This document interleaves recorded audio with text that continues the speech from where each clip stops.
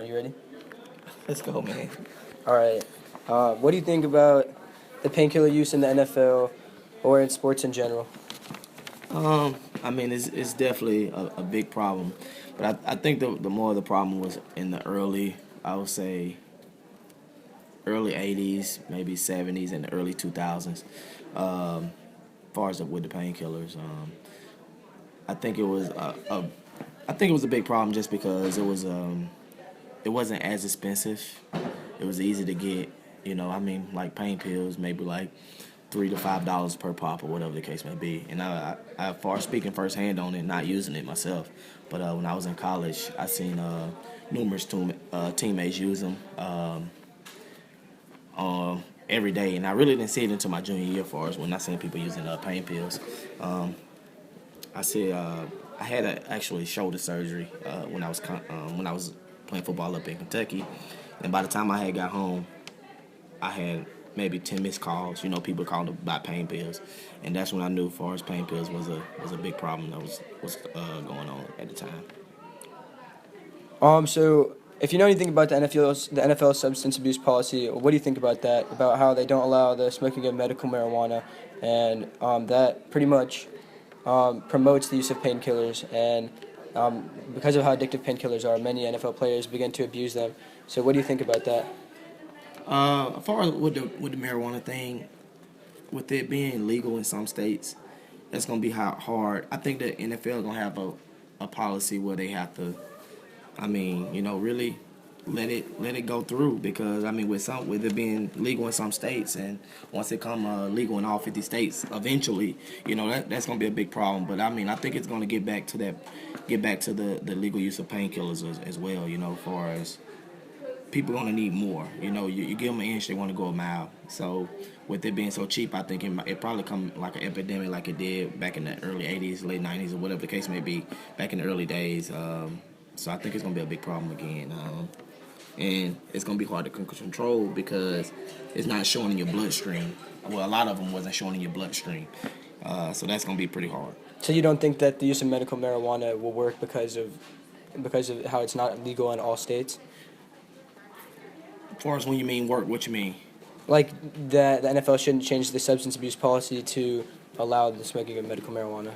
I mean, I think eventually they're gonna have to, because when it comes illegal, and so many players are getting banged up with this situation, they're not gonna really have no choice in a sense. I mean, because I have took a random drug test playing in college, and how it basically goes is, they can call you numerous times. The NCAA come in, but as far as with my incident, when they call me in, well, they call me maybe like 6 o'clock in the morning, and you have an hour to get to the testing location where they tell you to go.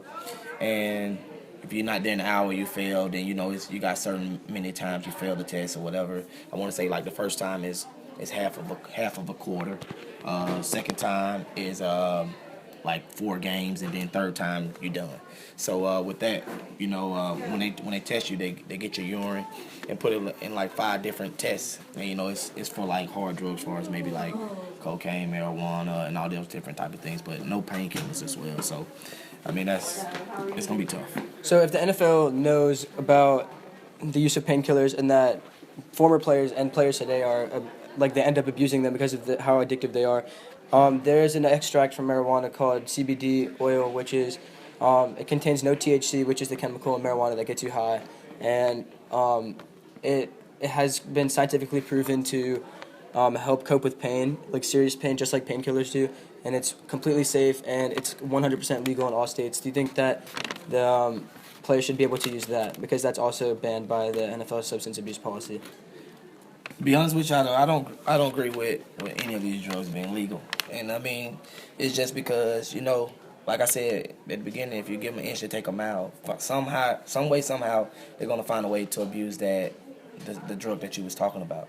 So I don't agree with any of it. I mean, so I think the NFL need to get these players more help, just with just coping with these different things that they're going through. And I mean, if it's counseling, all those different type of things, I think they need to open up more opportunities to get these players help and reach out more. I mean, even if it's with current players and all these presidents, Roger Goodell, because I think once these players are retired from the NFL and it's actually done with the NFL. I mean, it's like they just thrown out to the wolves, and there's no other opportunities out there because these players don't think they know now it's sports. So over half of the NFL's players have admitted to using painkillers, and 71% of the users have admitted to misusing them. What do you think the best solution is to solve the problem? Without, like you said, you disagree with allowing the smoking of medical marijuana, and you think that painkillers shouldn't be allowed. So without either of those two, what do you think the best option is? The best option, I would say, would probably be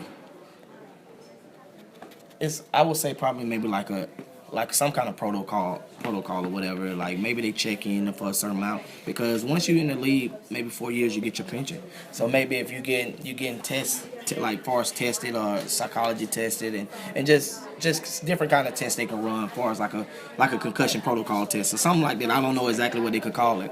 Maybe to get your actual pension each month or however often they pay it.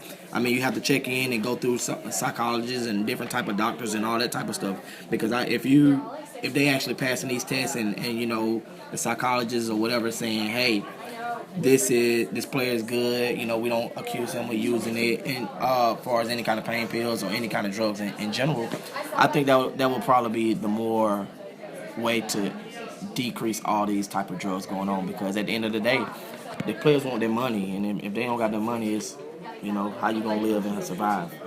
All right, that's all I have. All right. Thank you. All right. Hopefully we pick it up. Yeah, that's fine. Thank you.